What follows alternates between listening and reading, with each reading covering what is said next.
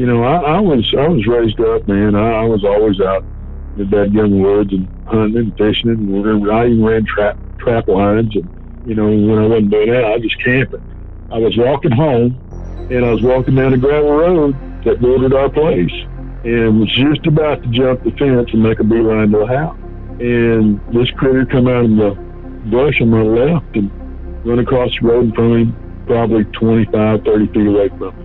It ran across the road in front of me on two legs and turned its head about midway, snarled at me, dove over our 5-strand barbed wire fence and went down in the love grass and went down all fours. Honest to God, I wish I'd seen a Bigfoot. I wish I had. It'd have been a hell of a lot easier, but I didn't. The only thing I knew how to describe what I saw was a damn weird one. I don't even think the Dogman term even existed then. I didn't, like I said, I didn't know anything else but it just a damn werewolf.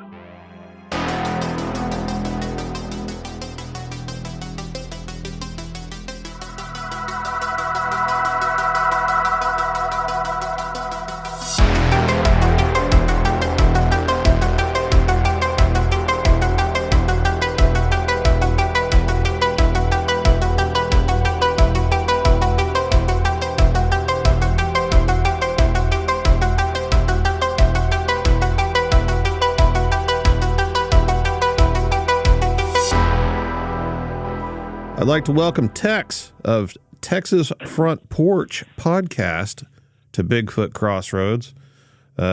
Tex, welcome, man. Thanks for joining me. Hey, man. Thanks, Matt. I've been listening to you for, oh my gosh. Easy. You're going to make me feel old. Well, I've probably got a few years on you.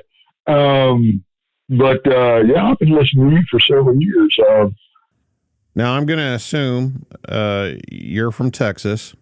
Yes, sir. That would be a good assumption. With a name like Tex, you better be. So, did your story start in Texas? My story, I guess you could say, when it got into talking about cryptids in general, started back, in Texas, back when I was 16. And, I was raised up, man. I was always out in the young woods and hunting and fishing, and I even ran trap lines. And, when I wasn't doing that, I was just camping, just me and my dogs, basically, and it wasn't, if I didn't have the dogs, it was just me. Yeah. And, but one evening when I was 16, a lot of things changed for me, man, because I was walking home from one of my favorite spots that I was hunting. I had a couple of rabbits hanging on my belt, just a little 410 shotgun with no damn rounds left. And I was walking down a gravel road that bordered our place and was just about to jump the fence and make a beeline to the house. And this critter come out of the brush on my left and run across the road in front of me, probably 25, 30 feet away from me. I mean, the sun hadn't set yet, so it's not like it was dark. I know what I saw, and I wish I had. Honest to God, I wish I'd seen a Bigfoot. I wish I had. It'd have been a hell of a lot easier, but I didn't. The only thing I knew how to describe what I saw was a damn werewolf. Yeah, and it ran across the road in front of me on two legs and turned its head about midway, snarled at me, dove over our 5-strand barbed wire fence right where I was fixing to cross and went down in the love grass and went down all fours. And these critters and I don't even think the Dogman term even existed then. Right. I didn't, like I said, I didn't know anything else but it just a damn werewolf. And, I mean, it was an underwear changing moment, but I froze. And when I tell it, it seems like such a long, drawn out thing, Yeah. And people ask me, people ask me a lot, well, how did you have time to make that decision? Blah, blah, blah, and all that. It's not like that, because I had a decision. I could either go over the fence where it had just went, because it went down in the, down here we call it low grass, and people call it prairie grass, Right. It grows up about 3.5 feet tall. And this part of our pasture was covered in it. And when it dove over the fence, it went down on all fours, and I saw the grass move for a little bit, and then it was gone. So I could either go through the fence and follow it in the tall grass, or take the long way home and stay on the road, and it was really a no-brainer. Yeah, I would say so. But man, I'm sorry. I tend to get a little emotional when I talk about it still. It's been a cringe age or two, but I took the long way home, and the whole trip home was pretty much a blur, except for one moment that I recall, and that's when I remember turning the first corner and thinking to myself, I ain't got no rounds for this shotgun, and all I've got is a 410 at that, and I'm not going to do nothing but tease this thing off,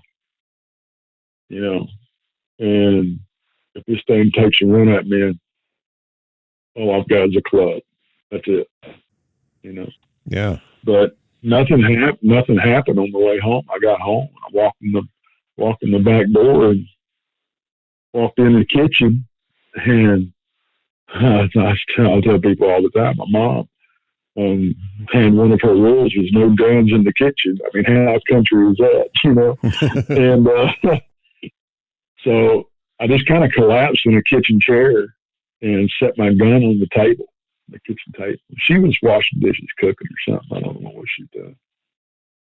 And I remember she turned around and she looked at me. And I think she was fixing to scold me about my gun. Get your gun out of here. And she looked at me. She goes, "Oh my God, what's wrong with you? You're white as a ghost." And man, honest to God, I tried to tell her. I couldn't talk, could not speak, man. And my sister lived on the same property about 50 yards away from us. And she called my sister, and my sister come over, and it took them the better part of an hour to calm me down enough that I could tell them what the hell had happened.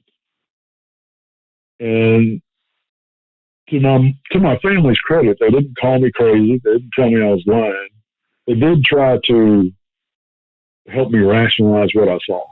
Sure. Maybe it was this, maybe it was that, but never once did they question the validity of what I saw or anything like that. They were, after a while, I stuck to my guns on my story, and they were like, "Well, we don't know what you saw, but you obviously saw something." Of course, my family was from Texarkana. They were no strangers to critters in the woods. Yeah. But my mom was always the one that had a very, very open mind, and she was like, "There's just stuff out there that we can't explain." So I was lucky, very lucky. And that's another thing that really got me started doing what I do now with the show and everything, is giving people like you do, giving people an ear, because there's nobody you can talk to. Right. Even if you're traumatized, from an encounter, what are you going to do? Walk in and tell your shrink you saw a werewolf or a Bigfoot? Yeah.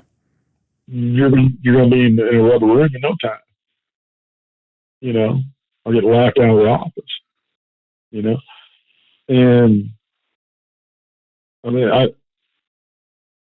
that's one thing that was very, very important to me, was to give people a platform and a safe place to even talk. And I don't care if they come on my show or not, they can just reach out if they just need an ear to bend, and just for somebody to tell them they're not nuts, Yeah. Yeah. I probably talked to, twice as many people off air that never, come on the show, or, it's not even a thing. because I've been through it myself, and I know you understand that perspective. So I'm sympathetic to those people. You know, I want to help if I can. Right. Your situation, I mean, 16 years old, a country boy, obviously, you know, spending a lot of time in the outdoors. Obviously, you had never ran across that critter before. No, I had not. How did it impact your behavior afterwards? Did you keep on going out in the woods, or were you afraid? Well, because I mean, that happened from the sounds of it right by where you live. That's not going somewhere and seeing something and then getting to drive 150 miles back home, you know? No, it's not. It locked me down for about 6 months or so. I would not, I didn't, and I mean, you know, we had animals, you know, we raised, you know, horses and pigs and chickens and all that kind of stuff. And they had to be fed, you know, or if something was, if they were causing a ruckus, you went down and you had to go check and stuff out, you know? Right. And if I had to go down to the barn at night, especially now, it didn't matter if it was day or not. I didn't leave the house without being loaded for bear. I mean, it's just how it was. I didn't know where this thing was. I didn't know what this thing was. The only thing that I was convinced of was it had every opportunity in the world to make me lunch, and it didn't for some reason. Mm-hmm. But for 6 months or so, I didn't leave that vicinity unless if I had to go to the, you know, I had to do what I had to do, you know, of course, you know, you have things you got to do, chores you got to do. Like I said, I didn't, and if I had to it was so bad that even if I had to go to my sister's house, or if I was at my sister's and had to go back home, and like I said, she lived about 50 yards away. If it was dark, and we had whatever, you know, what everybody calls a booger light, you know, we had a booger light. But it was at a dead run. I mean, I was scared of the dark, and I had never been scared of the dark.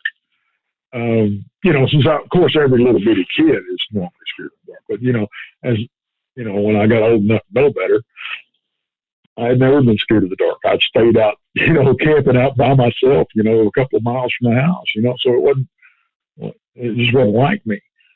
But I didn't go anywhere for, like I said, about 6 months or so. And then I got to thinking more about it. And there's one thing I can't stand in this world, man, and it's a bully. Okay. To this day, I can't stand one. And that's what I felt like. I felt like I was being bullied. I felt like this thing was keeping me from doing what I love. And it wasn't being brave. It wasn't none of that. It was, I just got mad. And I said, I'm not going to let this thing dictate what I do and what I don't do. You know, if this thing wanted to kill me, it would have. You know, I said, but I'm going to be prepared for it next time if it tries. And that's the way I approached it. And I started going out, and I didn't, don't get me wrong, I didn't start just, I'm going to take a 2-mile hike and camp for 2 days and blah, blah, blah. Right. That's not what I did. It was baby steps, you know. But like, my family questioned, why are you pitching your tent right between the houses? You know? And but that's what I started doing. I would stay, you know, right out in basically the front yard, the backyard, and then, you know, go out, and then I would move out in the pasture, sleep out in the pasture and stuff, and then I just gradually started going. And it's about a year or so later, and nothing happened. But I guess it's about a year, 8 months to a year, something like that. I had gotten back to where I was, I guess it was about a year.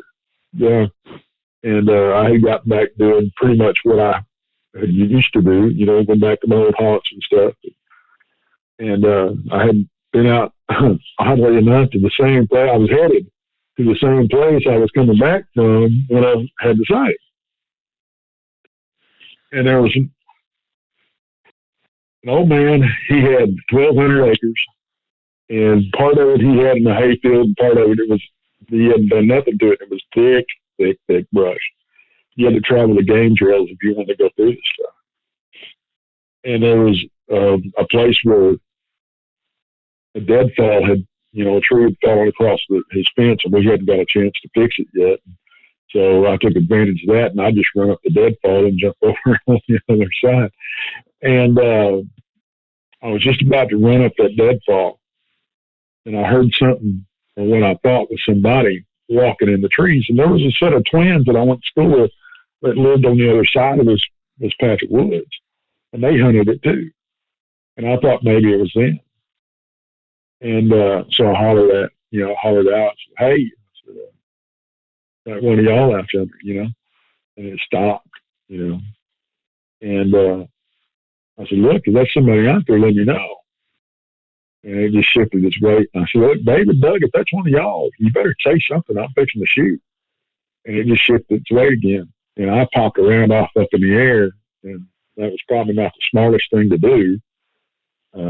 Hey, I've been there. And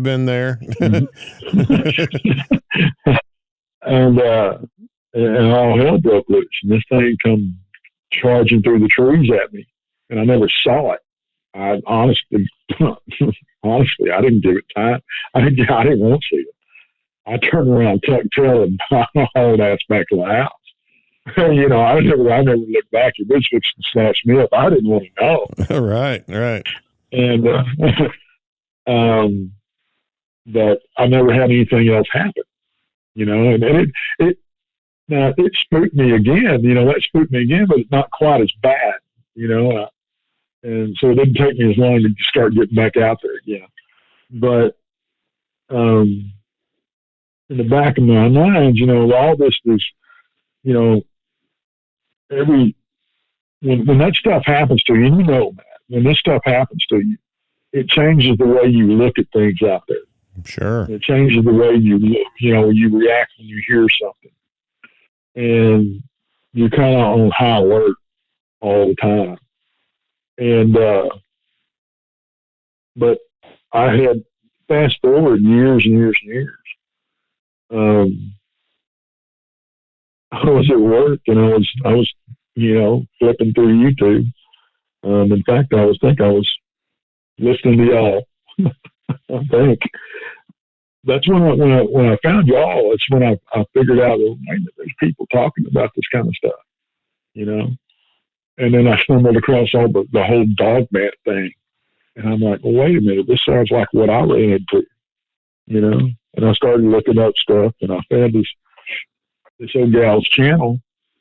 Unfortunately, she's not operating anymore, but she was a sweetheart. But I contacted her and told her my story and everything, and ended up doing some narrations for her. And, that kind of got the ball rolling. Well, then I ran into this other old boy in Oklahoma and started running around with him and going out in the field. Well, hell, the first time I went out in the field with him, I had a damn Bigfoot sighting, And so I was hooked, and that was up and down. And but when I was talking to that other old gal, when she first started talking to me, she started asking me questions about, well, did you ever notice this happening, or did this, any of this? Did you ever notice any of this kind of stuff going on?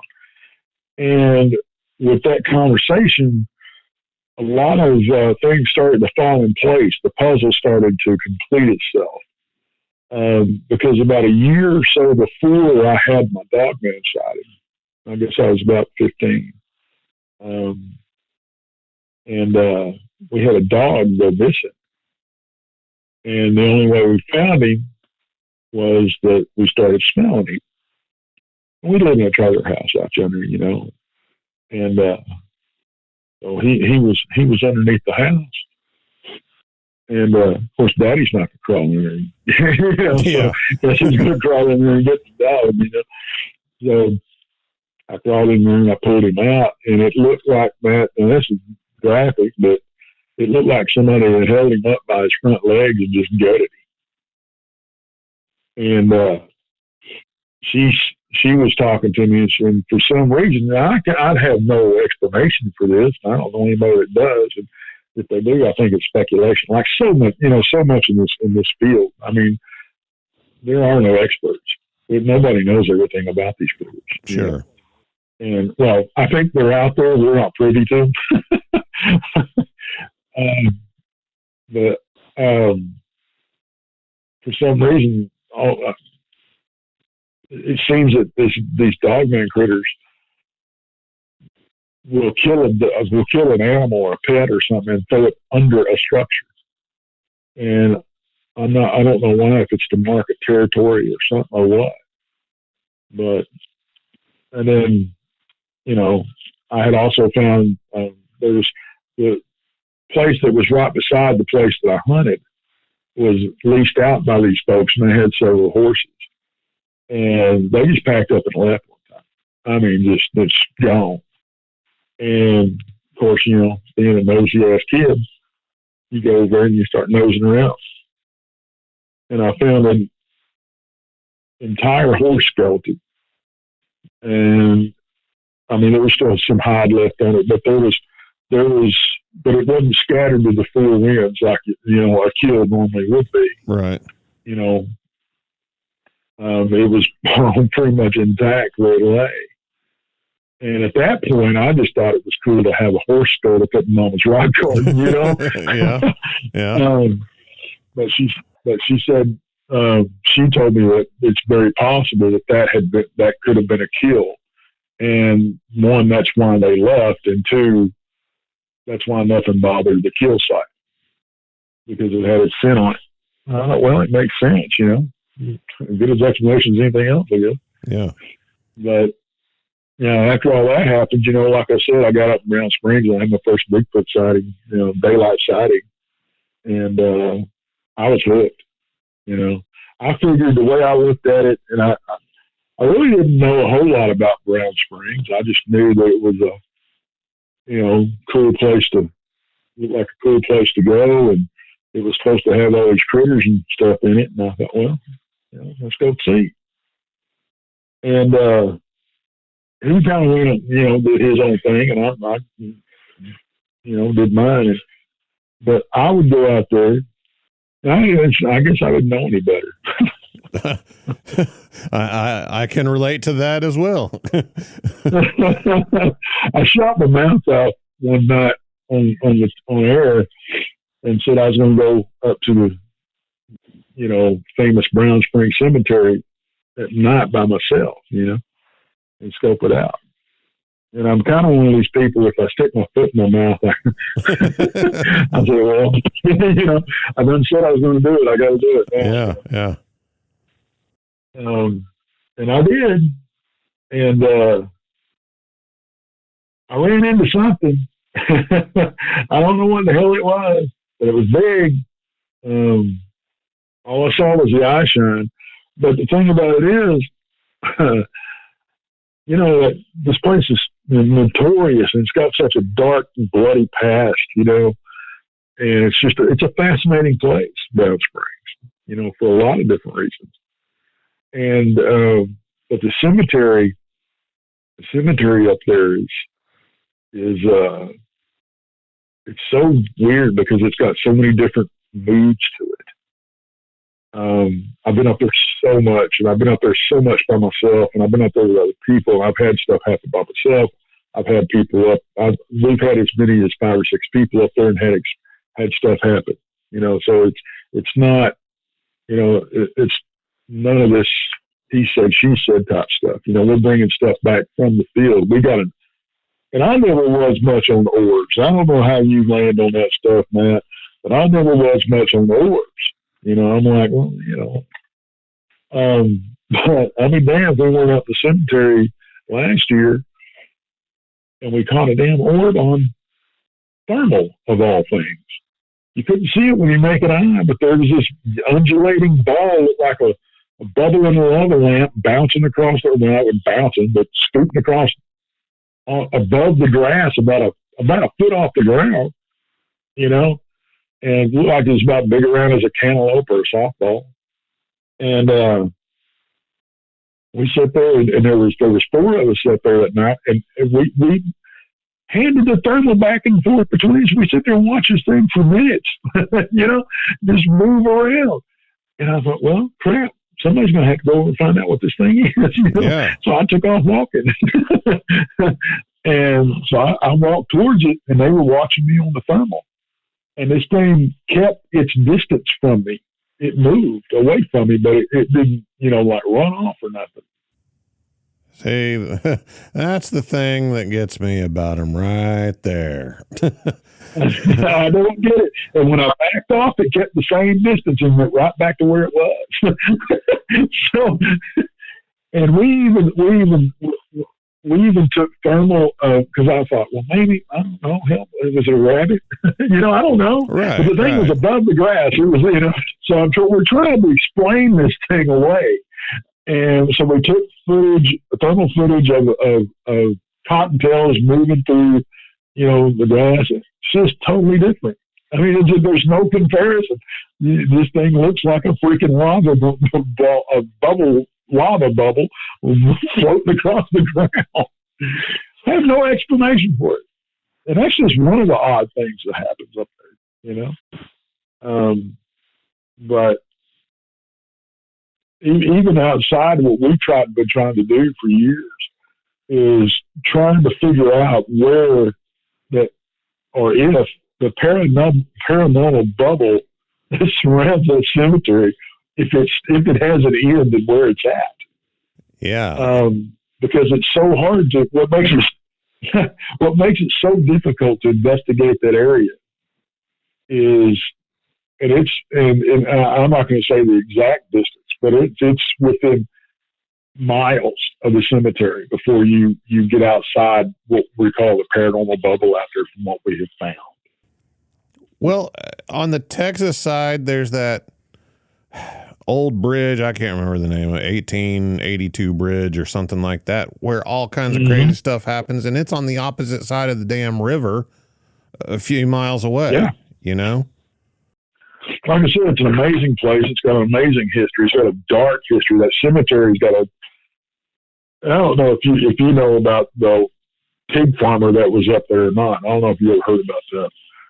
But after Love, you know, the Love family, you know, went the way of the dodo and some other folks did and everything, this old guy got a hold of it. And since he had fresh water, and a lot of people don't realize Brown Springs, it's actually a spring. It bubbles up at the bottom of the cemetery. Right. So, and we think this is partially responsible why the area is so active, because you've got running water directly underneath the cemetery. Yeah. And, but he figures since,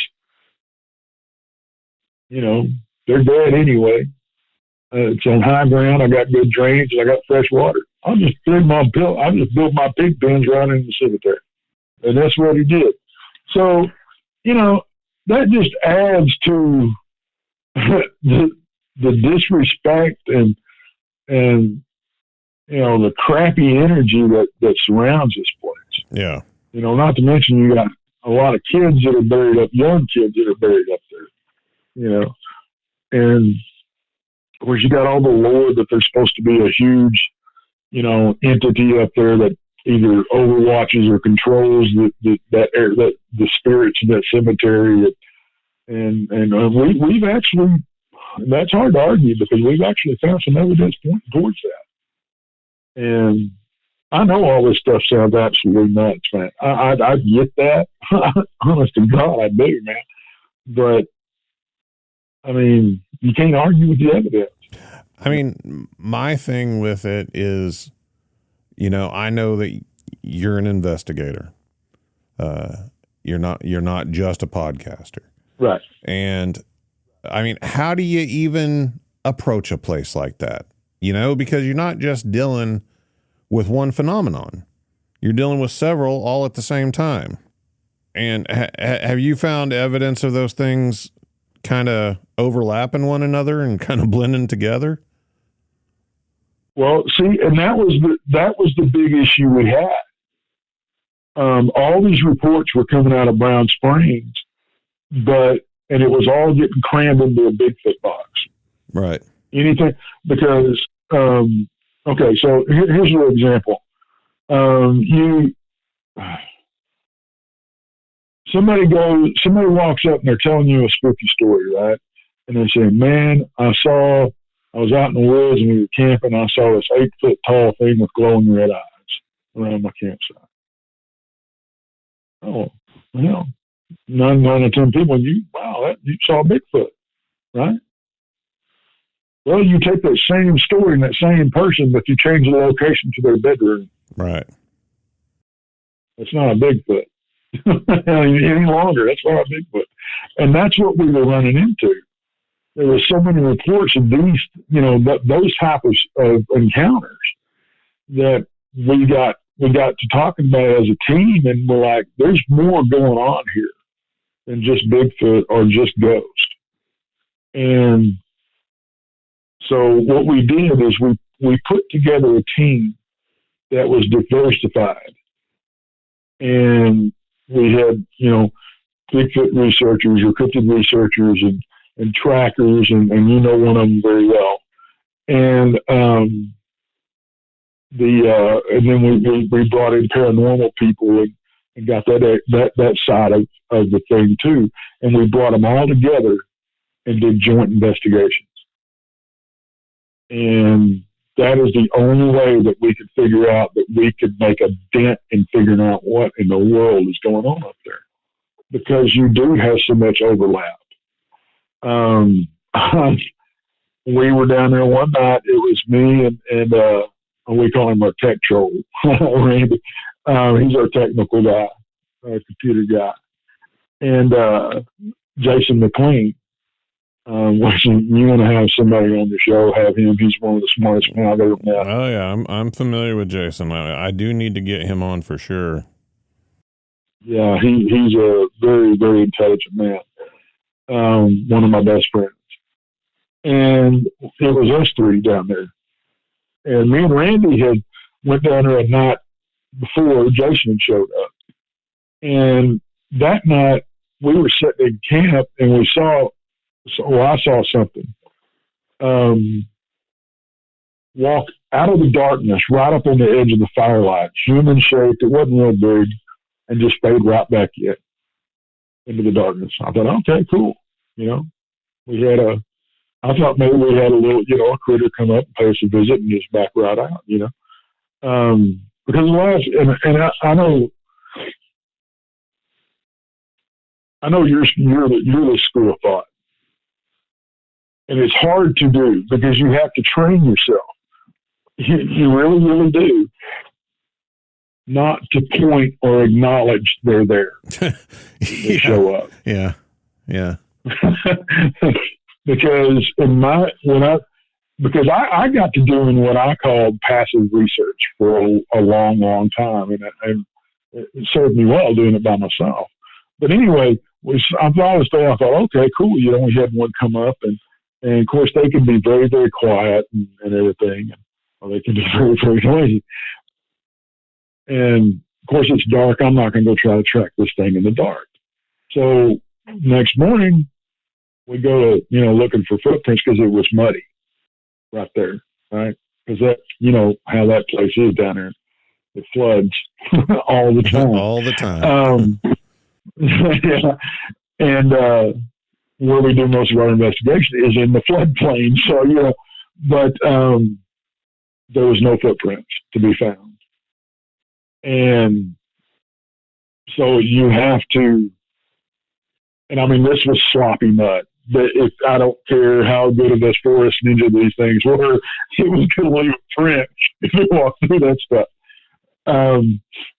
So there you're like, okay, well, now this obviously was not something physical.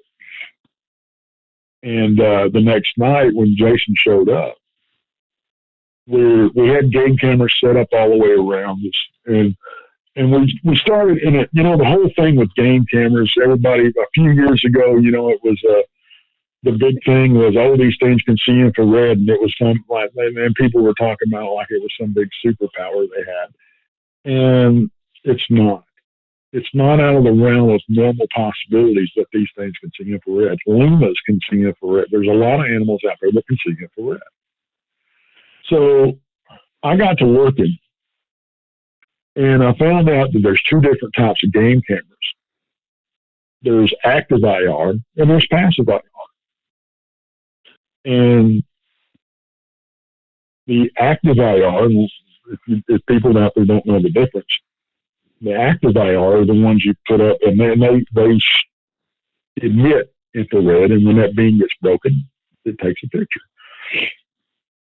The passive IR, it senses infrared energy, and then it triggers. So it triggers off of body heat. So the active IR are the ones that you get mad at because every time a leaf moves, it takes a picture. Right. So, and you get on clearance at Walmart for $20 a piece. Yeah, yeah, exactly. Now they've got cameras that you can switch back and forth to active to passive, which is really cool. Yeah. So I got this bright idea to start using these passive IR cameras. And I thought, well, if they're IR, if it's just the IR that's, and I don't think it is, but if it's just the IR that's spooking these critters, this will take that out of the equation, right? It's one of the things that you can take out of the equation. Well, just one. Okay, just one. Yeah. But I don't think it has anything to do with the IR. I mean, it may, if they see it, they're going to stay away from it. But I'll get into that a little bit. But anyway, or if you want to do another show, we'll get into it.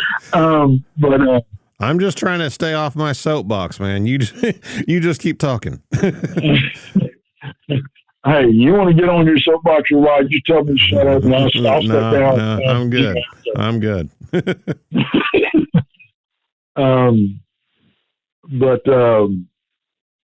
Anyway, I think there's a lot more to it than just the IR that they recognize. I mean, you don't think they can smell us, or not even us, the plastics from the camera. Come on, Yeah. But anyway, so we had some game cameras and they're passive IR and they're set up around camp, and we had everything covered. You're not going to come in or out of camp without getting your picture taken. You're just not going to do it. And so about 1:30 in the morning, the two, Randy and Jason, are sleeping up on the little turnaround above where we were camped, about 20 yards away. And I was down in my truck down at the camp, and they were sleeping in their cars. And about 1:30 in the morning, I thought I saw them walking around the cars up there, And I was like, okay, well, they got to take a piss, or, they can come out here and, shoot the mess with me a little bit. And so I didn't really pay it much attention. And I start hearing something coming through the trees on my right side, and I start hearing something coming through the trees on my left side. I thought, oh, these guys are messing with me, right? They're going to try and mess with me. But okay, we'll see how that goes for them. And then they turned around and walked off. I'm like, what in the world? So I'm like, well, I got up. I start stoking the fire and messing around and everything. And then a while later, I hear a car door close, and I see a dome light come on. And Jason's bebopping down there. He goes, what are you doing? He goes, I got up to take a pee, and your headlights bouncing around and everything. I said, well, you and Randy were up there. I guess y'all thought I was going to mess with you or something. Y'all walking around. Y'all taking a leak together. And he goes, this is the first time I've been out of my car. And I got to thinking, I said, well, I never saw the dome light come on.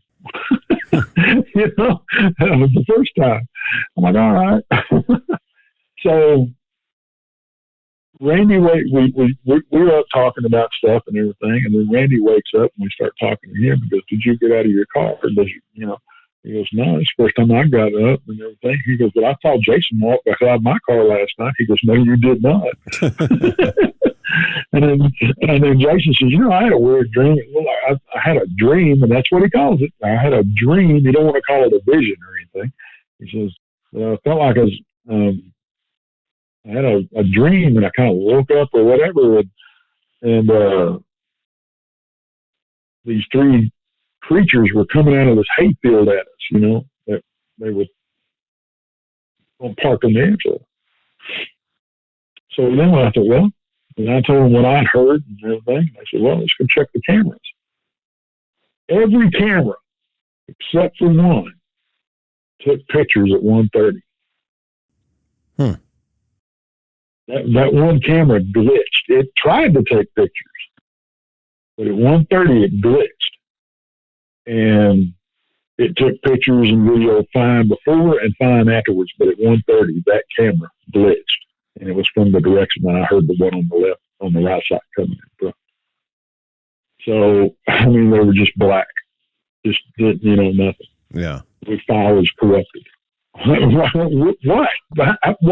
What do you do with all this stuff? Yeah. What do you do with all this information? Cameras glitch, electronics glitch. I get it. It's easier to write off a glitch whenever it's like, you hear a lot of people talk about things like their audio recorders not working properly or whatever. Well, those audio recorders are designed to work inside of an office, that's climate controlled. They're not really designed to work out in the middle of the woods whenever it's 50 degrees and moisture filling the air. But these game cameras are designed for that. And whenever it happens over and over and over, yep. What do you do with it? What are you doing with it?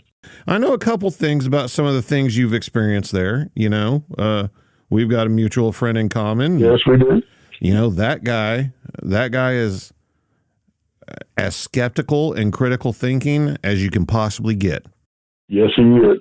And I was lucky enough to have him there the night that we probably pulled the best footage that has been pulled out of the field in a very, very long time.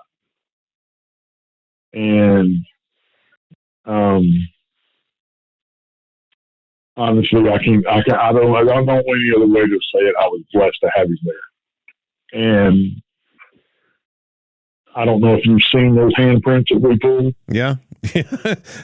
Yeah. Yeah, I've seen them. Okay. What do you think? You're not going to hurt my feelings if you think they're BS. I want to hear it because, I can't find any other explanation for them. I've seen some hairy dudes in my life. Right. But I don't know nobody that's got arm hair like that. Yeah. I saw hair patterns. Uh-huh. I saw some strange angles, just things that a human, it don't make no sense. I thought the handprints were very impressive. Very impressive. Thank you. I'm telling you, when we found them, we were like kids in a candy store. We were giddy as hell. I'm not trying to interrupt you, but just another note about this isn't a situation where somebody's just going off by themselves and going on the internet and saying, look at these handprints I got, It's a group of people. It's happening with multiple witnesses. Yeah. So you got, different angles and different bases covered. And yeah, a group of people not being able to debunk it. And why would somebody sneak into a camp full of a bunch of grown men, especially at that location? You're just naturally going to assume that they're armed and be messing around their vehicles in the middle of the night. Yeah. And how is a person going to be able to do that and not get busted doing it? And not just one person. We identified 3 sets of prints. Yeah. And every print was smaller than the hands on anybody in the crew. And not only that, we've had handprint specialists look at them. And what they told me was their exact words is, I can't tell you what that is, but I can tell you it's not human. Because the dermal ridges do not swirl. They're lateral dermal ridges. And you had some other stuff going on that night too, didn't you? Uh-huh. Yeah. Yeah. Well, I was up there I was doing a live show up there by myself, at the cemetery. And, I have no explanation for this either. That place is like the cone of silence for some reason. But my phone, when I was just about to wrap it up, my phone went dead when I was up there. And I had them, they were my safety team. They were down at the bottom of the cemetery. My phone went dead, and they came up, and then by the time we got back down, that's the 30-minute period that those handprints appeared.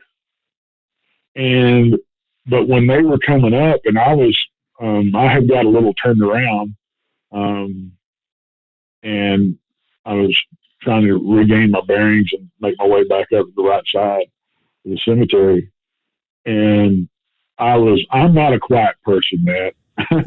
Okay.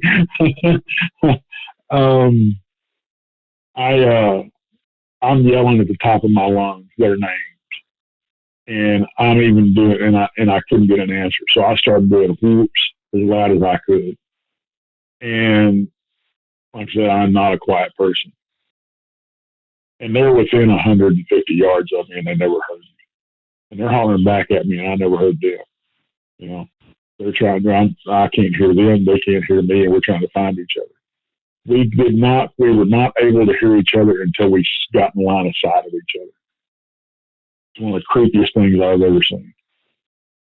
And to me, it's very, very dangerous. Yeah, I was getting ready to say, that sounds extremely dangerous to me.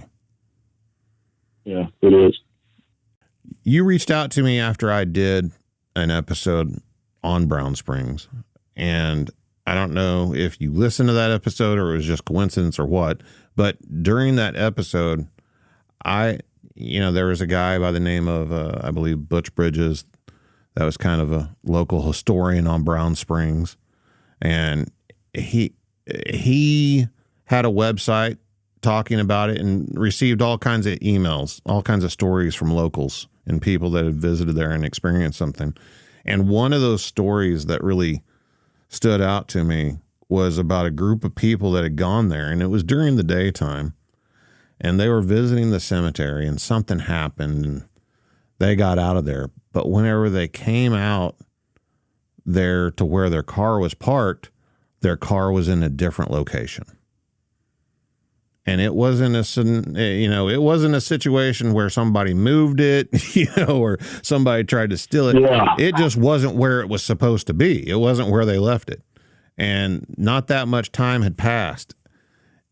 And whenever you're talking about that, I mean, that's Blair Witch Project stuff, I know. Yelling at the top of your lungs and people not hearing you. No. I know. And you throw that on top of a time loss incident where I lost 5 hours. No, that's, see. I mean, it's like I said, there's so much stuff that goes on down there, and it's, you just, I've got, there was a picture taken of the bottom of the cemetery, just right where you pull up and park. And there's I swear this thing looks like Andre the Giant with all that hair and stuff hanging off his head. And we went out there, and it's back in the shadows. It's a dark picture, and everything. There's no details, but you can see the outline of the body. And so we go out there and we try to recreate the photograph, and we take measurements and everything. We couldn't make that anomaly happen again. And we took measurements, and this thing was either standing on a log. If it was standing on a log, it was about 12 feet tall. If it wasn't, it was about 14. And I'm like, if that's a Sasquatch or a Bigfoot, whatever you want to call it, that blows my theory out of the water, because I just don't. I'm real skeptical if they get that big. That's too big. Yeah, it's too damn big. After that picture was taken a few years later, there were several of us that we went up there, and we were coming back down, and that was a weird night too, man. That's the night that we were standing probably 20 yards from each other. There were 5 of us up there, and I was with the 2 paranormal investigators, and then we had 2 of our trackers. They were over by themselves, and I mean, we could see each other. I mean, we were within shot and could see each other, and they were seeing cat-like entities, like 3 or 4 of them. They started out seeing them in the trees. They jumped down out of the trees, and it looked like, to them, they said it looked like they went from 2 legs to 4 legs, and that and what really got them is they were approaching them. They weren't just staying out there in the woods. They were approaching them, and when they finally hit them with a spotlight, they would disappear. And when they turned the spotlight back off, they'd be right back where they were. And then while at the same time that's going on, me and the paranormal investigators are getting stuff. I got a feeling like I'd never had before. I'm relatively new at the paranormal game. I'm still learning. And, well, I mean, if you're doing anything, you're always learning. If you ever think you know everything, you don't, you need to get out of what you're doing. But I had never, my arms got real heavy and flushed. And I'm like, what is going on? And they're trying to talk me through it. And they were telling me, well, it sounds like something's trying to attack yourself. I'm like, get off me, whatever you are. And so then when they had a spirit box with them, but it wasn't one of those noise makers. It was a digital one, Yeah. Words come up. And we got 3 words that came up, and it was solo beast grace. And the reason that was so pertinent to the situation is because her husband, one of the paranormal investigators' husbands, was parked down there in his truck at the bottom of the cemetery next to my truck. And earlier in the evening, back at camp, and he's a big old boy. He makes me look small. He's a big old boy. And somebody had told Amy that, damn, your husband's a beast, Well, he was, and okay, you put that together with him being parked down there by himself. Yeah. Okay. And then the kicker was Grace. Grace is the name of my truck. Yeah, I named her after Grace Budd, which was Albert Fish's last victim. But I honestly, God, think she came back from the dead and got his butt captured. But I'm kind of a true crime buff too. But that was just, I mean, that's a lot of stuff to be coincidental. Yeah. But we were headed back down after all that stuff. We decided to back out. So we're headed back down the trail, which is no easy trek, by the way. That's a lot of people know. It's not just walking up and down a hill. This place, it's been washed out to the point where ground level is eye level. Sometimes it's over your head in this wash that you have to walk up. And so we're making our way back down. Well, Junior, one of the trackers, so I'm going to go, I don't know why this caught his eye. I guess just because he's a tracker. Because I'm going to go over here, it looks like a mound of sand over here. I'm going to go over and take a look. So he goes over and he takes a look. We all go over. 12 to 14-inch hooven prints in that sand, 2 of them. I mean, what does that? Yeah. And they were about 3 inches deep. And they're 12 to 14 inches? Across, yeah. Jesus. Again, Matt, what do you do with this? Yeah. Have you guys seen any for lack of better terminology, strange lights in the sky out there? Because that's the one thing I've never heard about from there, Well, and me neither. Me neither. The only thing that remotely anything like that was that time loss incident, and a remote viewer said that there was two of us there, and said that we were abducted. I don't want to be that guy. I flat out do not want to be that guy. So I'm still struggling with that. I don't know where to put that. And I know a lot of people are going, well, you don't know where to put a whole lot of stuff. No, I don't. And at least I'm willing to admit it. Yeah. Yeah. But yeah, there's so much. Oh my God, there's so much stuff going on out there.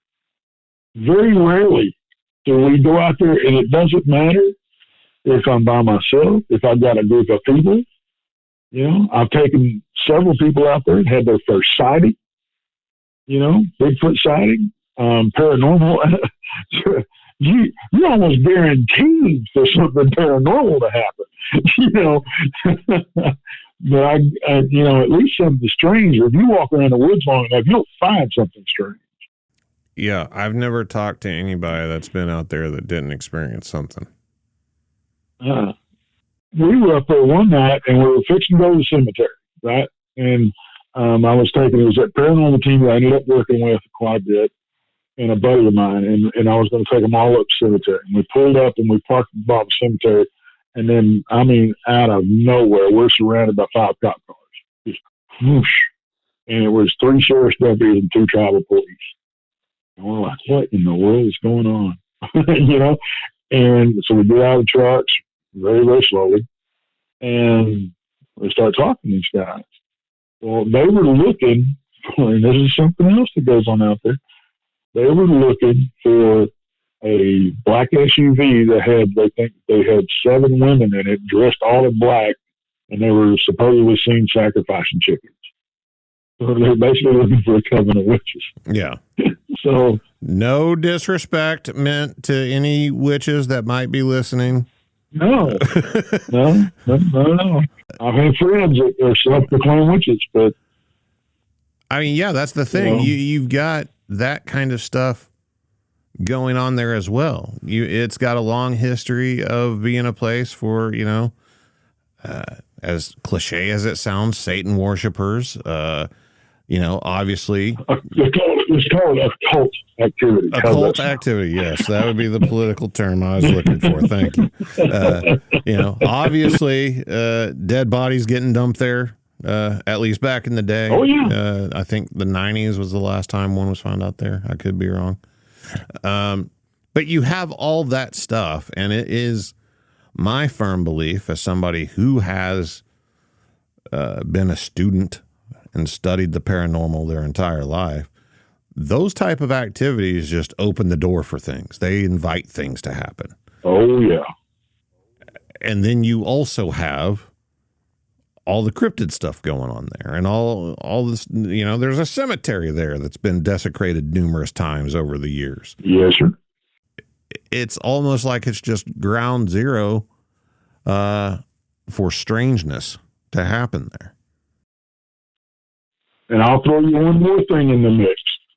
When we were talking to those policemen, they said, they told us 2 of their officers had Bigfoot sightings down there, which surprised the crap out of me that they told us that. But we were telling them, no, we're not armed or anything. And they said, well, we encourage anybody that comes down here to carry a sidearm. And we're like, what? So they said, yeah. They said we've had reports of tiger sightings down here. Tigers. Whoa, back up. What did you say? Tigers. And we were like, what? We knew about the pig problem. You know about the big cats as far as mountain lions go. Yeah, okay. Wait a minute. And the occasional black bear now. Tigers? They were like, yeah. We're like, how did this happen? Well, Joe Exotic when his first outfit was about 40 miles away from Brown Springs. When it got shut down, whoever took it over, I don't know who it was, I don't keep up with that stuff, but moved it within 1.5 miles, 2 miles of Brown Springs. Oh, wow. I didn't know that's where they moved it. I knew that they had moved it to that county. It was in that county, but I didn't know it was that close to Brown Springs. And then after they shut that down, there were 17 tigers that were unaccounted for. And they said that they had reported sightings in the area. Freaking wonderful. So where did you move your new research location to after that? Right? That would do it for me. I'd be done right there. Like, all right, well, they can have it. Well, what's weird is a year or so before, it may have been longer, but somewhere in that time frame, before I was aware of this, okay, I was making a solo trip up there, and I was walking up the trail to the cemetery at 11:30, 12 o'clock at night, and I was by myself, and I had, and this is how stupid I was. Not brave, folks. Stupid, because there's a fine line, and I've jumped that line many occasions. I have a phone at that time, no service up there, a pin light, and when I say pin light, I mean one of the old ones with the bubble on the end that wasn't worth the crap, and a pocket knife hanging off my belt. Okay, well, I'm traipsing up here. I'm just going for a walk in the woods. And I'm only going 100 yards away. What am I worried about, right? So I go up there and I'm walking up this trail, this wash that I was telling you all about earlier. That's 5, 6 feet deep in places. And I got no audio on my channel. I'm walking up there, and you hear me go, "Huh? I just heard a little growl over here to my left. Kind of had a little purr to it." So I gotta go. This is cool, So I keep walking up the trail, and I get up to the top of the cemetery, and I'm looking around with that little video pin light, and I look over my left shoulder, which is the left side where the growl came from, and I catch some eye shine. And I'm like, man, what is this? And these eyes are about as big around as silver dollars or golf balls, and they're about 8 inches between them. And they're about 2.5 feet off the ground. And I'm like, cool. I got a critter. I'm thinking Bigfoot, right? That's what's on my mind. That's what's on my brain, right? I didn't know crap about no tigers. So I'm excited. Right? I'm excited. And then when this thing stands up and gets about 4.5, 5 feet tall, I decide, okay, it's time to leave. Yeah. So I slowly make my way back down, because you ain't running in that place. You'll break your leg. And I'm fat and out of shape anyway. I ain't running nowhere. So I walk back down the trail. No problems. No nothing. And then years later, we find out, oh, by the way, lions, tigers, and bears. Oh my! Jason's convinced I ran into a tiger, not a critter that night. I mean, it can't be ruled out. No, it cannot. It cannot be ruled out. I was going to say, and I think it's India, they wear masks on the back of their heads whenever they go into the woods. So they're always facing the tiger that's sneaking up behind them. You might want to look into that. You might want to start doing that on those little late night solo hikes to the haunted cemetery at Brown Springs. Well, I have been grounded. My team grounded. I'm no longer allowed to go back by myself. So where are you with Brown Springs? I mean, kind of the running theme is, what do you do with it? So, I mean, what do you think is going on there? Do you think it's something, I mean, just the odds of all this different stuff taking place in the same location, that can't just be by chance. There's got to be something to it. So what do you think it is? And we've been struggling with this for a while, because it's not just Brown Springs. Right. anywhere we've, and you know this as well as anybody, this stuff goes hand in hand in a lot of places. And I mean, especially when there's a cemetery involved for some reason. And I don't know if it's this paranormal stuff or there's certain entities that are attracted to the cryptids or vice versa. I don't know if it's an energy thing, a frequency thing. I do know this. It seems like we have found the boundary out there. And that has helped our research a lot. I will say that. I mean, one would think that if you find a boundary and you can start mapping out that boundary, somewhere there's going to be a focal point. I have a strong suspicion that the focal point is going to end up being the cemetery for multiple reasons, not just because it's a cemetery. Like I said, like you said earlier, it's been desecrated numerous times. Yeah. Supposedly it started out as an Indian burial ground, and then, it was desecrated by, white folks, and, and then the pig farmer, and then the people that went up there and tore the graves up and everything else, and the people that are going up there and doing the hoodoo stuff up there that we found. I mean, oh gosh, it's just, but I don't see how that cannot be the focal point, the center, epicenter of it. I can't see anywhere else being the epicenter. Have you or anyone else involved had anything follow you home from there? Not that I'm aware of. We try to take as much caution as we can for that not to happen.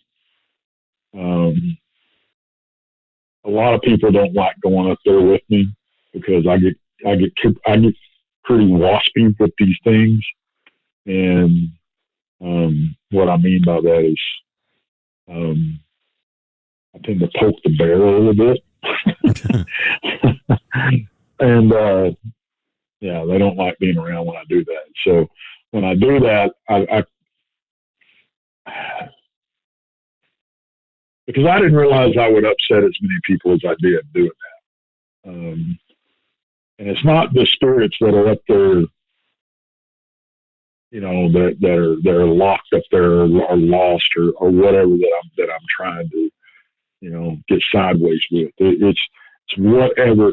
Supposedly there's something, like I was saying earlier, an old bully spirit, whatever, that has got these other spirits, so these children and everything locked down. That's what I challenge up there. And I make no bones about it, whether I'm alone or with somebody else. But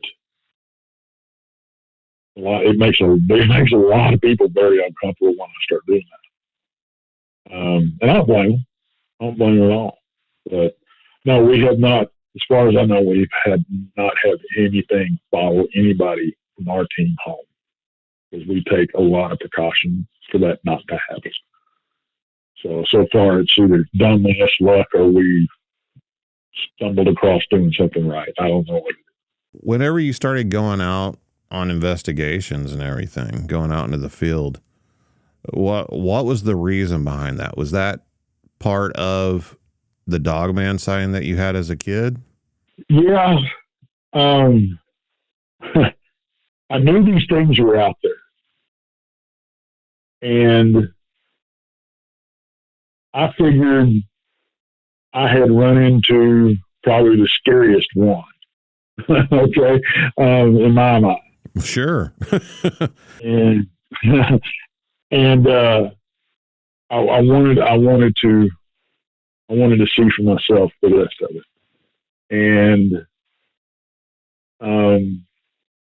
I guess part of me started out, like I think probably every other researcher had that moment or that little time frame where they want to go out there and they want to get the next, Patterson film, or, get something like that. I have since then come to find out that I honestly, it's no different than chasing the dragon. No different. Yeah. Because you're never going to catch it. You're never going to catch that dragon. And, and unfortunately, this subject in this field is been very detrimental to a lot of people. And I think it's unfortunate. I think it's taken place of religion for a lot of people. Sure. Sure. But it's not always a it's not always a healthy little hobby to get into either. No. Because there's a little thing called missing 411 out there. Yeah. Loose tigers and that sort of thing. Yeah. I mean, we're getting reports, down here in Texas of here recently of Dogman. We're in the middle of an investigation with somebody right now. And then over in Lipan, Texas, a year or so ago, there was a guy that had his throat ripped out. And they found him thrown over in the brush with his throat ripped out and scratches on his body. Well, the sheriff's department and the justice of the peace determined that it was a big cat attack. But the game warden and the contracted civilian tracker that was there with them said, no, there is no sign of a big cat anywhere. This was not a cat attack. And the body was cremated very quickly from what I can find out. I'm going to ask you, and it's okay for you not to have an answer, but I mean, Dogman is something that I have a hard time wrapping my head around. And you both. And, and I guess this is kind of an open-ended question because it can also be carried right on over into Bigfoot. Do you separate Dogman and Bigfoot from the paranormal stuff, or do you include it in the paranormal stuff? I know what you're getting at. Quit dancing around. Well, I'm just saying, I'm just joshing you, man. No, I get what you're saying. I get what you're saying. As far as the Dogman or werewolf, what are they? We don't know. Yeah. Nobody's that I know. I've talked to nobody that has, been able to watch a Dogman for days on end and see it not change, not shapeshift. So how do we know that these things just aren't freaking werewolves, shapeshifters, skinwalkers, whatever you want to call them? We don't. So I don't know where to. I'm telling you, Matt, for years and years, I was flesh and blood. That what I saw was flesh and blood. I still think it was flesh and blood. Same thing with Bigfoot. There's a physical creature out there, and I'll see them because I'll tell you. But I can't get and I'm just like you. I'm having trouble getting my mind wrapped around the fact that if these things are pure spiritual or pure paranormal, why are they being seen in the first place? Well, people argue, that they want you to see them. I don't buy that. Okay? They mess up. I think that's why we see them. Someone be curious and they think they're not being seen, but we catch glimpses of them. If they were able to transport from this area to that area, the things that they do in the physical world makes zero sense. Why are they killing deer? Why are they killing pigs? If they're a spiritual or paranormal being, that kind of stuff doesn't fit. The same thing with a Dogman or werewolf. You have reports of people seeing these things feeding on a carcass, stuff like that. Yeah. Seeing them eating roadkill is a very common sighting that takes place. Being hit by a car, shot, killed. I mean, there for a long time, everybody thought these things were unkillable. They're not. I mean, we've got plenty of reports of them being killed. Yeah, I get it. I get it. I've been struggling for a long time, man, because I don't understand why they do what they do if they're this or that. Yeah. The whole mindspeak thing, I'll tell you my take on mindspeak, and I'll make a lot of people mad when I start talking about it. And I'm not trying to, because it's not meant this way. I don't diminish anybody's encounter. Just because it didn't happen to me doesn't mean it didn't happen. Right? But my problem with my issue with mindspeak is that whenever I ask somebody, how do you know it's Bigfoot that you're communicating with? I get one of two answers. It's either they told me or I just know. And then I get the paranormal side of me kicks in. I'm like, paranormal 101, spirits are going to lie to you. They'll present themselves in many different ways just to get their foot in the door with you. Yeah. And that's my concern. That these people want to communicate with Bigfoot so bad, and these entities, these paranormal entities that do not have your best interest at heart are picking up on that. Why wouldn't they present themselves like that?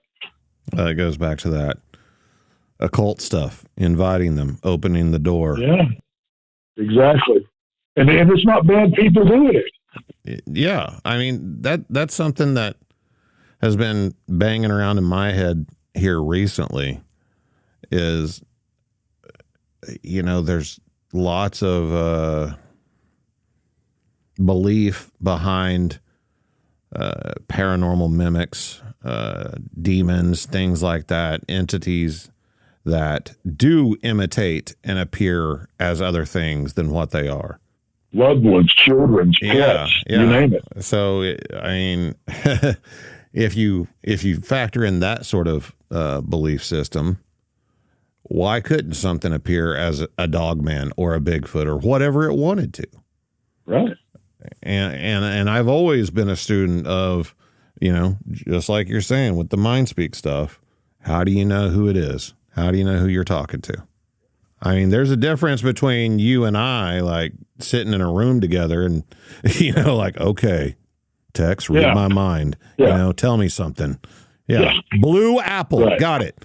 But out in the woods or whatever, and a voice just pops in your head that says, get out. I don't have any reason to believe that's a Bigfoot, but I'm probably going to listen to it. A lot of people would say I should. Yeah. I mean, we've been laughed at out in the woods, I mean, and we 12 people in camp, and we're all sitting around a campfire, and we get laughter, a woman's laughter on the one side of camp, and then 2 minutes later on the other side of camp. And there's no way they could have went around our entire camp in that amount of time. Stuff would just, honestly, it will drive you crazy if you think about it too much. I mean, I know you've got the Dogman thing going on in Texas. Are there any other areas that you're investigating besides Brown Springs? Actively, no, not right now. I'm trying to focus either on Brown Springs or really trying to focus over here on this investigation that we got going on, because it's this area that we're looking at is almost 2,000 acres. That's a lot of land. So, I know. And I mean, there's 1,200 acres of it that have nothing but pump jack on it, and a couple of houses from the 1800s and a graveyard. Oh. So, yeah. So that's, and then there's two other properties that are connected to that are part of the investigation. So that's where we're focusing all of our energy on, that and like I said, Brown Springs. I do want to start. I've got a good friend up in the Falk area and Sulphur River area that is having a lot of success up there. And I want to start going up there with him. Sulphur River bottoms, man, is ate up with it. I know, right? You don't hear that, surprisingly, you don't really hear that area mentioned that much. There's people that are in the know that will mention it, but I mean, that is another huge hotspot area for activity. Oh yeah. Now, most of what you hear is either Oklahoma or the Big Thicket area down here in Texas. A lot of people talk about that. Yeah. Of course, I mean, you start talking about Falk, I mean, that's a whole different, I think but the Sulphur River Basin itself, nobody actually talks about. But yeah. Yeah, and I've heard crazy stories coming from out of there. Oh, yeah, a lot. And another area that I want to get into that I've got some reports out of that are very credible, and is the Brazos River Basin over in like Mineral Wells area, down around Denison and that Possum Kingdom, and down into even down to Whitney, that whole corridor out there. Where can people find Texas Front Porch at? Well, I'm told we have a Facebook group. Yeah. I don't do Facebook. I don't do social media. I do YouTube. That's it. But I do have an Instagram. I think is it Instagram? Instaface? What is it? Instagram. Yeah, that's the name of it. yeah, Instagram. I've got an Instagram. I've got of course, we've got the Facebook group, and then the main thing is the YouTube channel. But the YouTube, we put the shows are out there on anywhere you can find a podcast. iHeart and Spotify and all that good stuff. KPNL Radio, there with Ann Celine and her little network she got going. Yeah. But yeah, YouTube, Texas Front Porch. It's a lot of people up with Texas Front Porch. It's not. And if I'd been smarter back in the day, I'd have named it something different. But it's TEX apostrophe Front Porch. It's like my front porch. His front porch. Why'd you call it Front Porch? Just out of curiosity. I don't. That's kind of how I grew up. Yeah. You're talking about something right on the porch. Let me tell you something. You can ask that buddy of ours about this. All right. So my house has a front porch, but we always sat on the side porch. The side porch was covered. Right. And we had a table and chairs out there. A few years back, we enclosed that porch and turned it into this studio for my podcast. I'll be there. Yeah. So I'm on the porch right That's now. Awesome. Well, there you go. And many conversations about many strange things have happened on this porch. Yeah, that's the atmosphere I wanted. Just like me and you tonight, we're just having a conversation. Yeah, and that's all I ever do. And I honestly, and it drives my co-host and my team members crazy. I don't ever research who we're having on. If I don't know them, I don't know them. Because I want the audience to experience me getting to know the person and ask them the questions that somebody would ask me that's never met before. Yeah. And so that's kind of the way I roll. I don't plan crap. I just fly by the seat of my pants. Yeah, typically, 99% of the time, whenever I have a guest on, this is a fine example of that. It's the first time I've talked to them. I prefer not to hear their stories. Sometimes, somebody reaching out or something, they'll tell me a little bit about their story, but I like to hear it for the first time and just, like you're saying, kind of get to know the person and be able to react on the fly, hear the story. And my mind works better that way. But yeah, man, we'll open up the lines of communication now. I have thoroughly enjoyed it. I look forward to future conversations. I really appreciate you coming on here and sharing your story and your insights. Well, thank you, man. I appreciate you having me on. It was a blast. And like I said, if anytime I can return the favor, I'd love to have you over on the porch sometime. Over on my porch sometime. Yeah, we'll make it happen. And if you'd like to talk to Tex in person, he'll be at the Alabama Bigfoot Conference next year, June 7th through the 8th, 2024. You can get more information at bamabigfootconference.com. Check it out. Have you had an encounter with something you can't explain? Send me an email at bigfootcrossroads@gmail.com. Check out the website, bigfootcrossroads.com. You can find links to social media, merchandise, and all the past episodes. Everything you need, all in one place. And until next time, remember, there's something in the woods.